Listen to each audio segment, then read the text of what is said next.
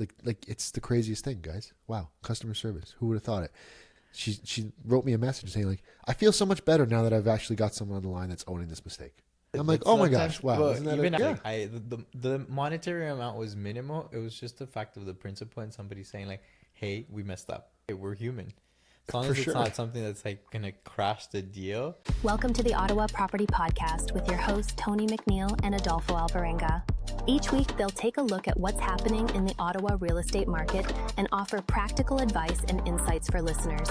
From market updates to success stories, they cover it all. Whether you're a first-time homebuyer, a seasoned investor, or just curious about the property landscape in Canada's capital, they've got you covered. Sit back, get comfortable, and let's get into it. Okay, welcome back to another episode of the Ottawa Property Podcast. Happy New Year. First episode of 2025. My name is Tony McNeil. I am a realtor based out of Ottawa, Ontario, joined always by my co-host, Adolfo Alvarenga, a level 2 mortgage agent, also out of Ottawa. We're going to start the year off with... The year and the week. Well, in the week, yeah. Yeah, the weekend. I don't know. We're going to give you a little bit of what we've seen so far this year, kind of what the market numbers look like for December, transitioning into January.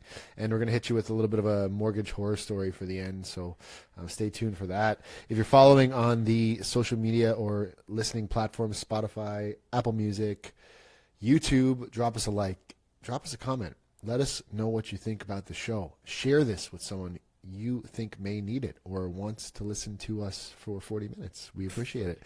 Adolfo, what's up, man? Happy New Year. Happy New Year. Happy New Year. You bring the enthusiasm. I got it, man. Hey, let's go. Let's rock and roll. I took the Christmas decorations down last night. Oh, you're one of those. We left it up for a while, yeah. But I mean, what I would consider a while. No, I funny how I say you're one of those, but you didn't quite know what I meant. It's like, is it the people that hold it? Some people hold it to I'd probably keep it to the end of Jan. Dude, my grandmother, God bless her soul, she would keep her tree up, and it's probably certainly still up right now, but she keeps that thing up till like April or May. It's like she just lets it sit in the corner. It's so weird. She won't turn it on after like January, but she just doesn't take it down. Oh, it's just timing, priorities. My mom is the apple doesn't fall far from the tree. Your because mom my too? mom's the same way. Like, So you're the one that fell off a little bit. Oh, I just can't. Like, for me, I really enjoy it. Like, I love decorating for Christmas. I love the vibe. I love the holidays, and everyone's in such a good mood generally. But like after January, like I'm ready for a fresh start. Done. And that's what I was gonna say. Like we took it all down last night, and Louisa was like, "Oh, I feel so sad about taking all this down." I was like, "I don't feel sad. I'm like, this is like a fresh start. Like I feel motivated. I feel energized because like it's like a clean slate for the year, right?" Yeah. So I mean, not to say it's been like super crazy to start the first week. I mean, besides the closing that almost didn't close, but the closing we were talking about right before we went into holidays. Yeah, which we kind of said it was a good thing that it was closing on the week after New Year's Exactly. and not the first week of the year. Yeah, it was stressful for sure for everybody involved, and I can imagine. but it came together. So we just learned a lot of lessons from it. Yeah. And we'll talk about that later. But how's your start to the year been? Honestly, it's been good. It's been slowly picking up, I would say. Like I think everybody's still in like slowly getting into it. It's still somewhat of a vacation mode, you could say. But it's picking up. There's one file that I've had in my desk for a few weeks, and it's just been putting the pieces together so that, and this is what I always tell dealing with either realtors, mortgage agents, clients, it's like, how can I put the pieces together like a puzzle so that when I present it, anybody can understand it? Sure. Because the reality is, it's a complete stranger looking at an application, right? So if I'm able to put it together in a way that it can be explained to somebody that has no idea of it, especially complicated files, that's usually what ends up happening, applications. And are you talking about pitching this to like your underwriter? Yes. Okay. It just in general. I'm just saying in general. Like Okay. even pitching, but yes, mainly pitching it to an underwriter who is the person who review the files and make sure that they'll do the approval for the banking. Yeah, they give the final approval on the mortgage. Yeah, guys for anyone listening. Yeah, it's not really straightforward. So like when they're not straightforward, when they're really straightforward, it's very black. It can be black very and black and white. correct. Right? But most of the time, it's not. And this file in particular is a little bit more complex. Okay. So it's like I had to like grab something from here, something from this, a letter from explaining funds and stuff like that. So it's like Now that I have all the pieces together, I can explain it to the point that even if I showed it to you, which I can't, but if I showed it to you, you'd be able to, okay, this makes sense. This is why, okay, this makes sense. And that's kind of what they've trained us, especially in our brokerage, is like explain this in a way that somebody has completely no sense of the file, has no idea what's going on, can see it and be like, okay, this makes sense. Yeah, because you've answered all the questions Ahead of time, right? Yeah. Like, yes, there'll be some nuances here that they have to make sure based on policies, but yes, like most of the time you want to kind of put it all together beforehand. Less questions asked back. It's less back and forth. Right? Yeah, I think it goes with a lot of things in real estate too, like, offers. Even like we do a lot of rentals on the team. And I had a meeting last night with a lovely family. We're listing the house that they're currently living in. Mm-hmm. So we want to help them find something. And we just had a quick conversation about like, if you give me a really detailed application, like don't leave anything blank, be as detailed as possible. Your pay stubs, your job letter, your credit report, like, and then I'm going to build a little file, like build a case, so that when you find a property you're interested in, we're going to put it in front of the landlord, and they won't have any questions for us. Yeah. And it looks like we've got our ducks in a row, everything's in order. There's no questions to be asked, right? Like people who are organized, like yourself, preparing a file for a mortgage approval for your client. If everything's laid out and it's very easy and very digestible, like people feel a lot more confident moving forward. Oh, for with sure, it, right? because there's no what are you hiding? Sure. Everything, Yeah. and it's always in that mentality. It's unfortunately they're always seen as like what's the catch? What do we have to find here? So instead of it presenting it that way, it's like here you go, here's everything. The good, the bad, and the ugly. We have a BDM that says that all the time. Well, we want to know everything: the good, the bad, the ugly. Sure. It's like, okay, let us know. Down. Bless you. Yeah, I mean, it's sorry, there's a cough. I'm like getting over a I little thought you something, sneezed. guys. No, I'm feeling much better, but it's like we staved off the plague until Christmas, and then Sophie brought some like stupid little cold home, and it's just like lingering. It's not like enough to like sideline you, but you just know it's there. It's there. It's the throat. I'm on the wave. Well, this has started like New Year's Eve. Oh, did It's it? been a long while. Oh, It's been like going on 9 days. And all I can say is I wasn't the one who brought it home. This is who true. brought it in for dinner because Yeah. she already had it when I came by. This is true. And So- I seemingly I was the only one that picked it up. So Luis is fine. Anyway, yeah, I think that's important. Putting everything. That's your job, right? Yeah. To make it as easy as possible. Because if you're not doing that, and the underwriter or the landlord, whoever you're dealing with on the other side, is constantly coming back with questions, like you're putting doubt in their mind every Correct. time they got to come back to you and say like, what is this? What is that? What is this? What is that? It's just every time you do that, you're giving yourself obstacles and hurdles to get through. And I think the likelihood of that being approved or an application being approved becomes lesser and lesser every time. It's essentially a sales pitch. Sure. Right? Like you're trying to sell, for your case, in terms of a rental application to a landlord. In my case, a mortgage application to an underwriter / bank. Right.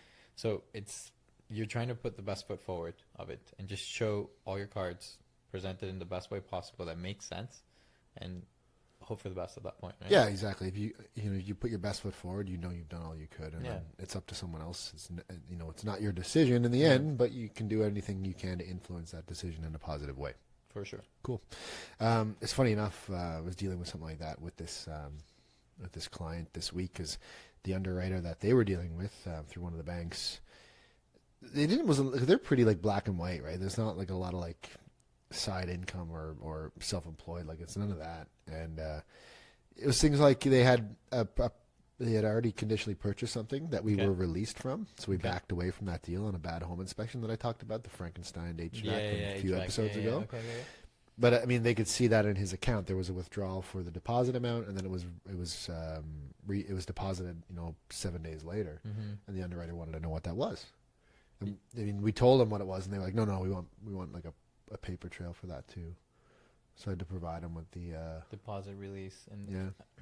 that's kind of norm now, though. Yeah, I think so. But as someone who's been doing this for as long as I have, it's one of the first times it's come back to me to say, like, Hey, we need this. we need this, instead of like, well, like, we're actively looking for a house. Like, it should be enough to suffice a lot of people, right? Where I don't think that it makes sense personally is because you're dealing with the bank directly, and based on I believe the client also has a bank with has like Well, a they bank would account have with they the would have same bank. they would have ordered this bank draft for this deposit from that teller. They probably should have had So- a so record that's- of who it was for, So right? that's the question: is like it's the same bank account, as far as I same know, yeah. same bank institution is doing the mortgage. As far as I know, They should be able to see this internally. That's my opinion. I agree. Because it's like, oh, this money came out. Okay, well, they deposited. What was this deposit? Okay, let's see the deposit records. Oh, it was a draft from this. Okay, maybe it makes absolute sense, and they should have. But then it comes to going above and beyond, because I've asked for bank deposit slips from institutions that the client didn't have it for whatever reason. So I personally told the client, hey, go to your financial institutions, or even one time met a client because I had to tell them about a bank close by. I had to tell them like, this is what I need specifically. Yes, it takes a little bit more time. They had to order and whatnot, but when it's a mortgage being done by the same financial institution, they should be able to do these things. Agreed. Yeah, if it's all under the same umbrella, it doesn't make a lot of sense. No, at all. But I feel that this is just the tip of the iceberg.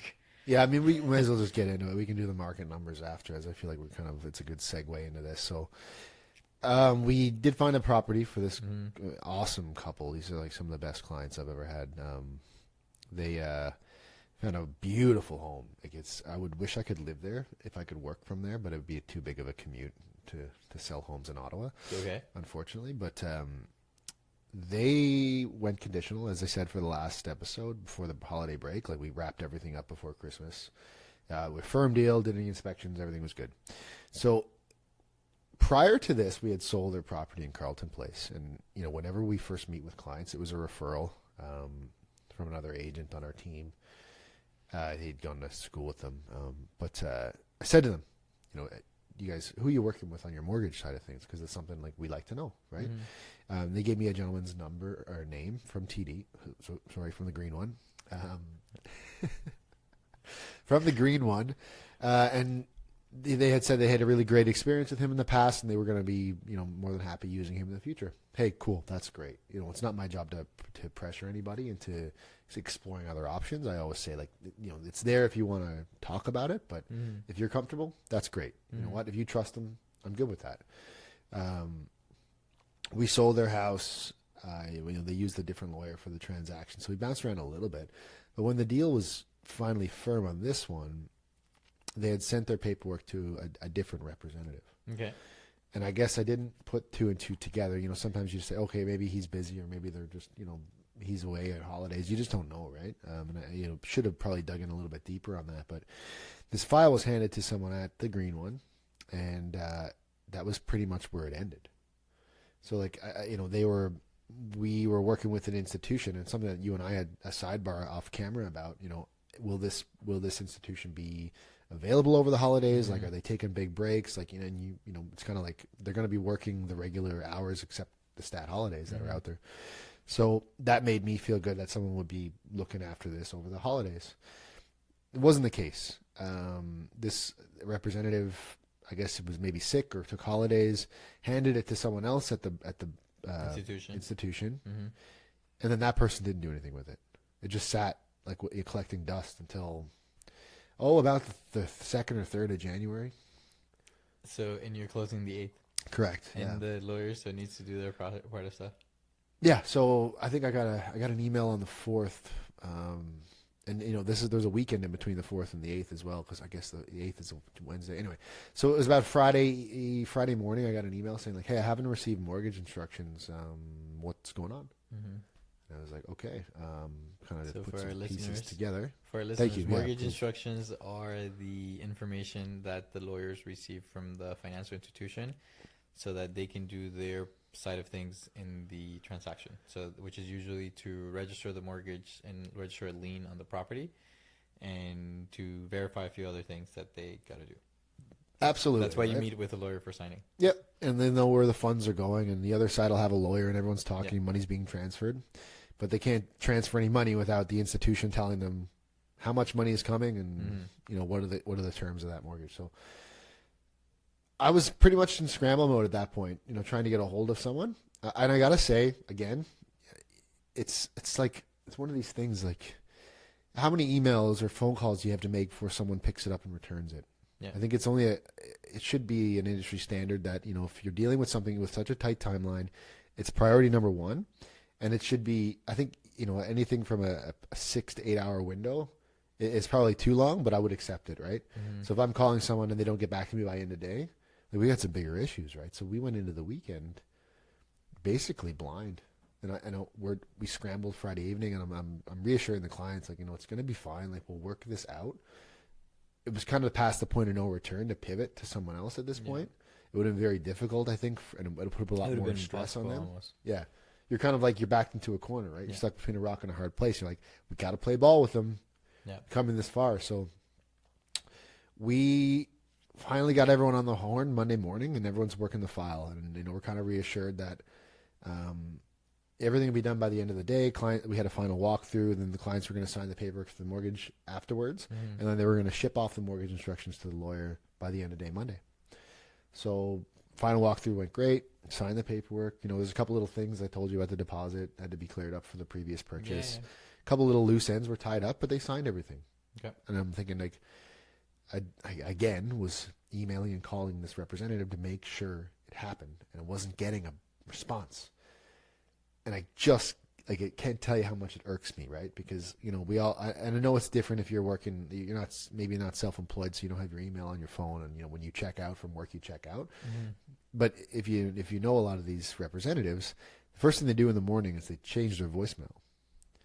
And they say, this is so-and-so from so-and-so. I'm working today from 9 to 5. Like, they give you their hours on their voicemail, so they're there. Anyway, no response, no answer. So then the lawyer, and he's and you've worked with him a lot. He's very good. He's fantastic. Nothing but good things to say about him. He was the guy who kind of saved us on the 23rd when the other law office that we were using decided they were going to be closed to the 6th. So they were no answer. They were no good anyway. But in terms of that lawyer, so here's what happens. Our lawyer is texting me or emailing me in the evening going, like, I still have nothing. And I'm like, oh my gosh, like, this is That was crazy. Monday night. This is Monday night. Yeah, he's like, 8 p.m. I got an email from our guy Mitch saying, Tony, I don't have anything yet. Like, what's going on? Like, did they mean like 11:59 by end of day? ? No, he's just being cheeky, but I was like, I believe so. And I'm writing emails late into the night being like, where are the instructions? Like, what have you, like, what's going on? Like, please send us an update. Okay, I have a question. Please, This is Monday morning. Correct. From Monday morning until Monday evening, you haven't heard back from this representative? No, I did one time, and these emails I were getting were very sporadic and like one sentence long. Like, it was more like she was using her email as like a text vehicle. Okay. So there was a little bit of communication saying that she was working it, and I said, "Are you going to send the instructions off?" And I think her last email on that day was like, it was like, "So help me God, I'll get it done," or something like that. Like, she was like, that was her email. Okay, wow.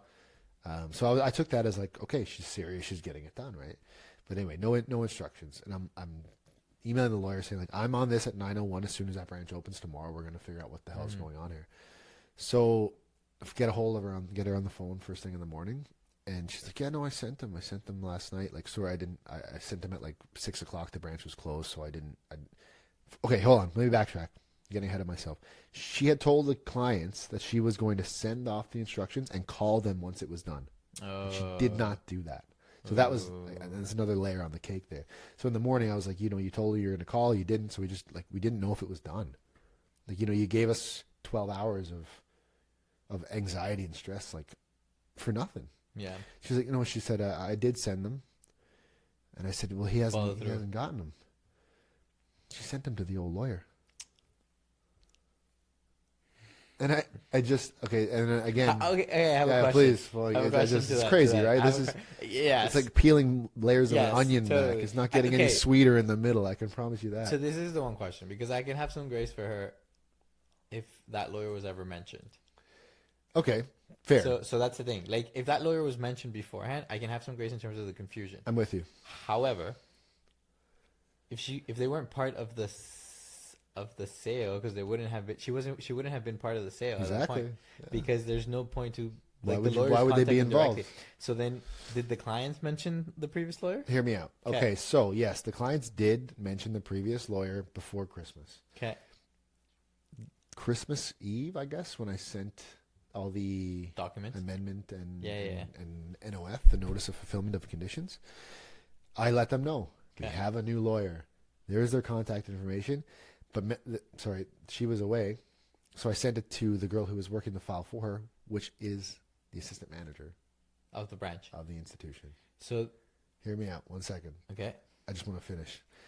So I did send it to her, and then when I finally got in touch with this other person when she came back from being sick on the Monday morning, I sent her the same email saying, "This is the new lawyer information." So either the email wasn't read. She said she didn't get it. I don't know, man. I can only I can't force people to click and open emails and read them, right? No, Like I gotta, not. you gotta draw the line at some point. But I just thought it was amazing that, and so then the other law office is calling the client, being like, "What's going on? Like this thing is closing. Like you didn't tell us about this," and it was just like the clients They're are like, "What the stressing hell's at going that on?" I'm like, point. Yeah. this is not really happening. So I re-forwarded the email with the new information. So she has to call the back office. They cancel the transfer to that law office and then resend the This instructions. is Tuesday. Yeah, And it's closing Wednesday. Just to give a timeline. that's correct. So they finally sent everything off to the lawyer, and you think you're out of the Woods. woods. We weren't. But I have so many questions, but I don't know. I want what you to ask answer. No, them. please, just lay. We're open book here. I mean, I will say, like, they're very happy. They got their keys yesterday. Everything is okay, but it should not have been this way, right? I think we're laughing about it now because it's over, but in the actual moment of it, I try to be very civil and unbiased to these situations and just try to keep the peace and keep everything moving in the right direction. Yeah, of course. But it's very, very hard to to keep your emotions out of it when such negligence is happening on a constant level. basis. Yeah. I can understand a couple ones, but it's on a constant basis because it's funny because a lot of the times it's communication. Sure. And an issue. And that was a big problem for her. Like she was not a good communicator. Yeah. And it's I'll give bank reps grace because they clock out, they check out. And this is the thing of when I'm you're envious of working that with an sometimes. institution is exactly. It's like in the industry that we live in, sometimes it's hard to just clock out and just, we'll deal with it tomorrow. Yes, we're not performing heart surgery. Yes, there's time for it. However, when you're out of it and it's time sensitive, especially in a tight timeline, which is what we discussed in December, it's it's a tight time frame. You just got to make sure that whoever is on it, because that's the hard part. It's if you're gonna take time off, if you're gonna take leave, whatever it is, either leave it done beforehand or just say that you can't do it. Yeah, just say, no, you know what, we're not the right.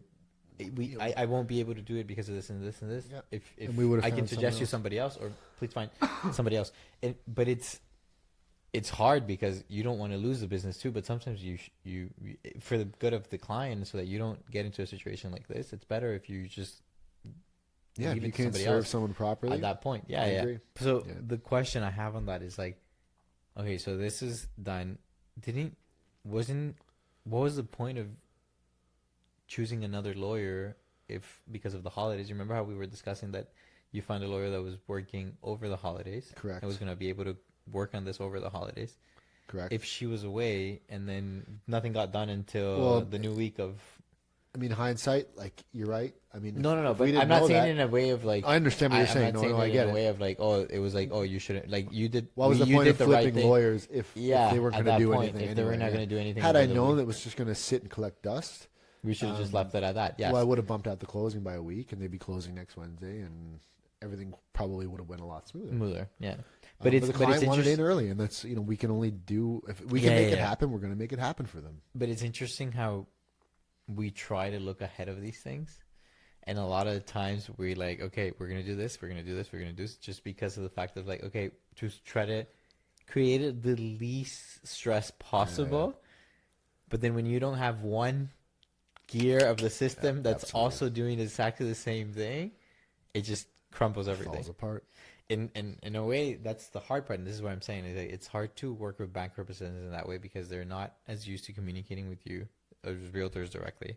They're not as used as communicating with bank representatives, with clients directly, and they're not used to communicating with lawyers because usually they don't. They have a department for that. Yep.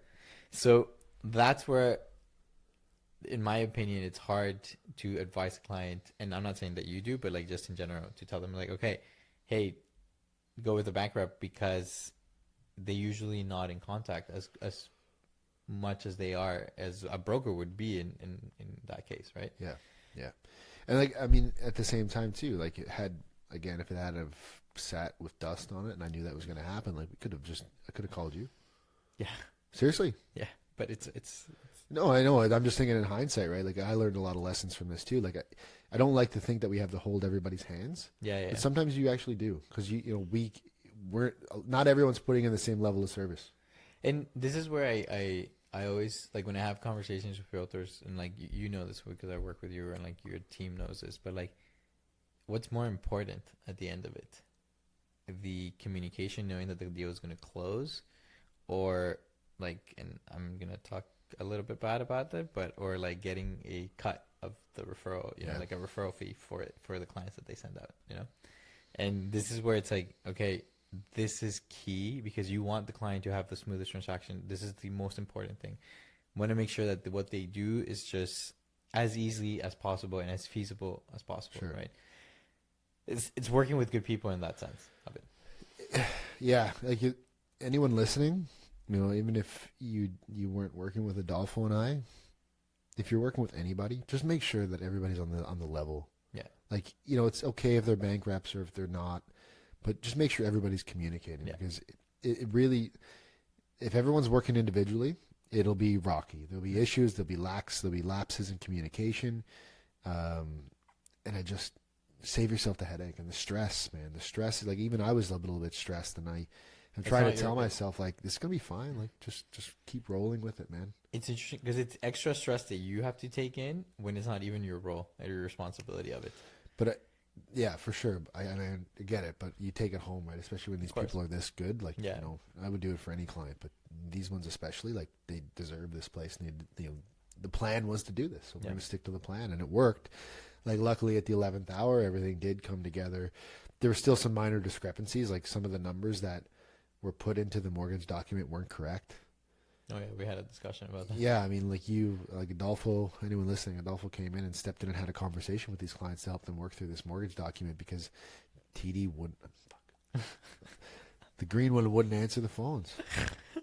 And anyway, sorry, yeah, I'll cut it out. It is what it is. I should be honest about it. And just great people I know that work for the same institution that would have done it completely different ways. Yeah. It just happened to be this one person. So, you know, it takes one bad apple to spoil the bunch, as they say, because it kind of paint everybody in a kind of the same light. I mean, I would love for people to see past that. Yeah. But you spoke with them. You're able to break it down, and it made sense that, like, you know, we had an amendment done for a price change, and she didn't adjust any of the numbers within the mortgage pre-approval to reflect the new purchase price, new down payment amount, based on the percentage they were putting down. It was all based on the previous numbers. And it's not an absorbent amount of money, but it's like, this is why things weren't adding up. Yeah. Because it was an oversight because it was rushed or it was forgotten about. But let me ask you this. If you had forgot something, and it doesn't necessarily have to be the mortgage or work related, but like just in general in life, like if you own up to your mistakes, I bet you that you would take it seriously to correct that as soon as possible. Oh, totally. I would, the morning of. Yeah. If the moment I realized that, I'm like, oh, I messed up. Okay, let's fix this. Yeah, own it and fix it. That's all we want to do here. We're all adults. That's as simple as it, man. And you'll get respect from the client because they're like, thank you for owning that. Let's just figure out how we make it better. And it's the admittance of the mistake. And we're humans. We all make mistakes. We're not computers that are programmed for it. So it's admitting that, and then, is there a way to fix it? Yeah. Can we fix it? Can we fix it on time? In your case, I can speak of this because I got to talk to the client. I got to see what was going on afterwards. They could have done it. They could have fixed that in the time frame that you had of it, and get the paperwork reworked out, because based on what the lawyer was doing, they didn't have to do much of a changes in the lawyer side. So that's where it takes harder. It's harder, right? Because if the clients have to re-sign stuff, it means another meeting, and it's a whole other day. It's a whole other level. Yeah. In that case, in their case, it wasn't the case. So it was a really readjustment. I don't know, and I never got to the end of it, so I don't know if that happened or not after our conversation. Own up to it. Yeah, finally. So, but it's as simple as that. It's just like, okay, look, we're contacting our legal department. We're changing this. We're changing these documents. Yeah. You re-sign the commitment because you are signing for a higher amount at the lawyer's office, and it's one electronic signature that literally just needs to be sent out, and that's it. So I think that was the frustrating part about it too, because the lawyer obviously knew this, and he was saying it's not as intense as you would think it to be. Like if they can just get a hold of someone there, we can have this rectified.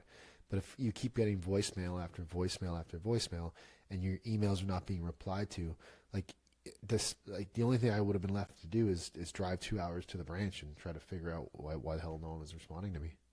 Yeah, and then that's time out of your day too that has to go and stuff like that. Well, Yeah, you know, it's but like, it shouldn't have to get to that, right? At any point you should not have to that, and it's just like, okay, ownership. Okay, there was a mistake. There was a mistake already done because of the legal lawyer instructions that weren't done. There was another mistake with nobody saw the file.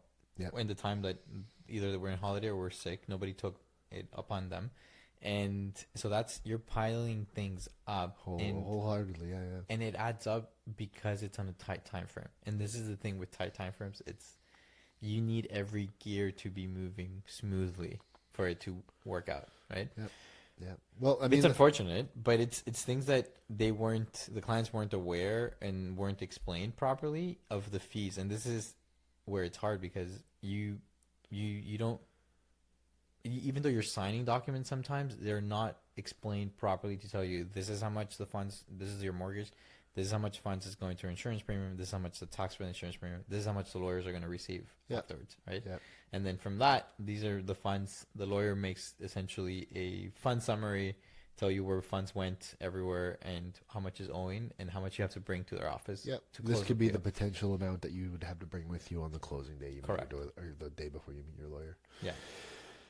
Yeah, it was a wild ride to start the year. That's it. Well, we're ninth of the year, 9th day of the year right now. Yeah. So what ended up happening? You said they owned their mistake. Yeah, sorry. I left another voicemail for the assistant manager, and then eventually the manager did call the client. No one responded to my emails. I guess an they annoying can't really- realtor bugging them and poking them until they. But I mean, hey, it obviously worked. They got a hold of the manager at some point. I haven't followed up with them yet today to see like what the outcome was for the mistake, but I'm sure that they're in communication to get something worked out. Okay. And the client was happy. Like it's the craziest thing, guys. Wow, customer service. Who would have thought it? She wrote me a message saying like, I feel so much better now that I've actually got someone on the line that's owning this mistake. And that's it. I'm like, That's oh my sometimes- gosh, wow! well, Isn't that even I what had an a epiphany? Yeah. Well, I had the conversation with her, and then that's all she told me. It's Yeah. like the monetary amount was minimal. It was just the fact of the principle and somebody saying like, "Hey, we messed up." That's it. And that was it. And it's okay. We're human. As long For as it's sure. not something that's like gonna crash the deal, because then it wasn't in that case. Oh then my gosh, no! Just say Everything like, was okay, fine. Like, yeah. again, we weren't talking about like massive amounts of money here No. in terms of the transaction amount, but it's just like you said, principle. Yeah. That's it. And I'm a firm believer in that. Like I said, you got to have a good team, Yeah. and you got to people communicating well, and then you'll be fine. Like it would have been it would have been fine. It would have been fine. You know, and I go back to this comment because I always say this: rate's not the most important thing. Yeah, it's so true. Anyway, it was a good lesson to start the year, and I'm sure there'll be plenty more to come Oh, for sure. in the coming days, weeks, and months. So, that being said, we got some numbers from last year to end out 2024. And I won't, like, it's not going to be a huge kind of number. I don't want to bore Heavy. everybody with a bunch of numbers, but I just kind of want to just highlight a few things because I think it's important to note. Like, there wasn't a lot of big changes from November to December, but it's worth a chat. Excuse me. So, I thought it was interesting. There was 3,216 active listings throughout the month of December. There were in that amount, there were 603 new listings. Okay. So if you look at that versus what we actually sold, which was 613 listings. Oh, so there was Yeah. more sales than new sales. Yeah, which Nice. I thought was very interesting. So they had some stuff was still sitting. Like, I mean, obviously there's a big chunk of properties, 2,400 properties still sitting. But if the sales to new listing ratio, 101.7%. Yeah, because it's sold exactly what came in, came out, basically. Exactly. Yeah. So I think that's it's good. It's a good sign, I guess, was what I'm trying to say for anything. It's hard to say if those were if only the new listings were the ones that sold. Like, that's not what we're saying. We're just saying that in terms of a strictly numbers game, the numbers are evening out or coming out more in terms of the sales side. So for the month of December, I think people were making deals happen where properties showed really well, Yeah. or Price well. it's priced well, or sometimes it's strange, right? Like we had that deal again firm up on December 24th. Sometimes people just like you're in the Christmas mood and you just want to get it over with. You're like, I'm gonna start the new year fresh, and we had some negotiating back and forth on a few items that went way more in our favor, I think, than the sellers. So sometimes people are just like, you know what, this property in specific was up for 100 plus days, so time to make a move, right? Okay. That worked out in your favor for your clients. So yeah, and I think in terms of these numbers, like 613 sold versus 603 new, I think there's a lot of really good opportunities for buyers and sellers that happened in the month of December. We said it before, like anyone who was out shopping last month, we're serious. And I think you'll see an uptick in obviously the sales volume into January. Like if you look at the 613 property sold, like year over year, that's up 8% from last December. So like we are seeing it, and again, I'm not pumping the market. I don't like to do that. I can't. The data doesn't lie. The numbers don't lie. We're kind of seeing this trajectory, like we are. In terms of the prices, though, we're not seeing the crazy hockey stick effect that we saw, but we're seeing a pretty consistent creep up. It's gonna be. I believe it's gonna be a healthy spring market in the sense like it would be fair. Yep, I agree. We'll see what the rates happen. The rates, if I'm honest with you, have been either stagnant, drop, come back up, drop, come back up, and variable has been a lot of the talk just because of what happened in December, November, and the rate drops. And they're estimating that there'll be a rate reduction in January. 29th, is it? Yeah. However, they're also saying that there might be a hold because of all the conversation that's happening down south with the tariffs. That's a good point. So the inauguration of Donald Trump will happen in the next couple of weeks. So yeah, which I think it's like 3 days before. We'll know before. about those tariffs before. We'll have an idea clear for it. So it'll be interesting to see where that leads. But variable and fixed are like almost toe to toe right now in terms of like where they sit. I saw something in an email from a different. Was it like our team email from our brokerage or something? Anyway, the variable and the fixed are like neck and neck. It's like your exact same space depending on what your situation is. And it looks like people are coaching the variable.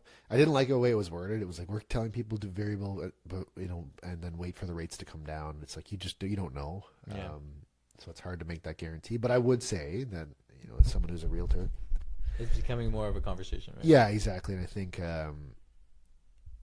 if you're a betting person, I just think if you have enough risk tolerance to say, like, I'll go variable. If it goes down, that's great. If it goes up one, you just lock it in. Yeah. You say, hey, I tried it. It didn't work out. It's not that big of a deal, guys. So like, 0.25 or whatever that reflection is on your mortgage. It's not a gigantic sum of money in terms of the monthly payment. It's just the taboo aspect of it, right? But I know, when no one likes the losing because we don't want to lose. Exactly. But even that 0.25, that's on the variable. It might not necessarily be the same. The fix, you have to know you're locking in when that happens, wherever fix are at that point. I don't think fix are going to move much this year. I think it'll be interesting because it's like we went from a year of going like short-term fix, or last 2 years almost like short-term fixes, to okay, now the conversation of variable. Okay, so where are rates going to essentially end up going? Like, and it's important this year because according to CMHC, we have 1.2 million mortgages coming for renewal this year, and these are the mortgages that and we can touch base this on the next episode. That'd be great, yeah. 2020, where the 80-something% of this, I think it's like 85% of them were locked in at like 1%, and you're increasing that to 3%, give or take. Yeah, because you're probably in the neighborhood of 4.5 on a fixed, right? Something, yeah. So it's going to be an interesting conversation. We'll see where the market goes because of it. Wow. In terms of that, I mean, like I said, the pricing didn't really change too much month to month, except for the detached stuff. I think people saw some opportunity there. Like month to month on the detached, it was up 4.3% to 760 as a median. 760,000. Year over year, that's up 8.2%. Okay. Wow. So looking at December last year and December this year, if you purchased in December 2023, you're doing okay. Yeah. You really are. You had a healthy rebound from what we saw in 2023, which was a pretty stagnant year. Townhomes, barely any change. 575. I think it was 580 in November, so that's less than a point of a difference. Year over year, still up about that 6.5%. I think we said 6.6 in November, so still good. That could also be the timing of the year, right? In terms of like the sales. Yeah, things are going to slow down a bit. Like I said, I think November to December, you're not going to see massive change, but the detached stuff did surprise me because that was the one that didn't. There was only like a 2.6% year over year in November, and then that's a massive jump in December. So I'd like to dig a little bit deeper to know of why that happened. Yeah, exactly. Because the condo market is almost the same, 390 down from 395. Year over year is up 2.6. So it's pretty much exactly what we quoted last episode. Yeah, inventory spiked big time, but to be fair, that's to be expected. There just isn't as much sales volume happening in December, so it was up to 5.2 months of inventory. I do think you'll see that corrected into January once we get some more sales picking up. So yeah, I mean that's a pretty basic breakdown of it, but those are the numbers you should be really focusing on. I think everything is pointing in the direction of like a slow build into a healthy spring market. Maybe you'll see some softening in prices for the summer and then back up for the fall. Like I think we're back into that transitional pricing model. I don't think you're going to see pricing go way up to the end of the year. Like year over year, you'll be fine. Yeah. But month to month and certainly season to season, you'll see some fluctuation in what things are selling for. It's good. It's a good sign for the new year. We'll see where things head to. Normal is okay, man. I'll take normal. There's too much crazy going on out there. Anything simple, I'll take. It's a win. Yeah, I agree with you there, for sure. Yeah. That being said, I mean, we're at the almost at the 40 mark. Man. Yeah. Well, your story took most of the time. That's it, man. You're all welcome for that story. Come back anytime. I've got plenty more, and I'm planning on building in the bank this year. I'm going to bank some more stories for everybody. Yeah? So it's so nice to get it out there when it's so fresh in your mind. And I was thinking about that on the drive over. I'm like, you know what? Is it too soon? I'm like, no, it's not. Like, these are things people should be aware of because it's like it was a learning lesson for me, and it's a learning lesson for anyone listening. Yeah. Like I said, pick your team. Yeah. And you have the thing is like, we're not talking about a lottery or a draft system. You can just pick the best. You can go up, and you can just pick whoever you want, right? It's your choice. We're not being biased in any way. You can book a call with Adolfo or I in the comment section below. Through our Calendly links. That being said, anything else you want to touch on? That would be it. I think we're good for today. A lot of information, and we'll see them next week. Yeah, sounds good, guys. Thanks for tuning in. And like I said, if you're following on the audio platforms, Spotify, Apple Music, or YouTube, drop us a like, give us a comment, give us a share, say hi, say hello, say what's up. We appreciate it. Yes, thank you. Have a good one. Bye.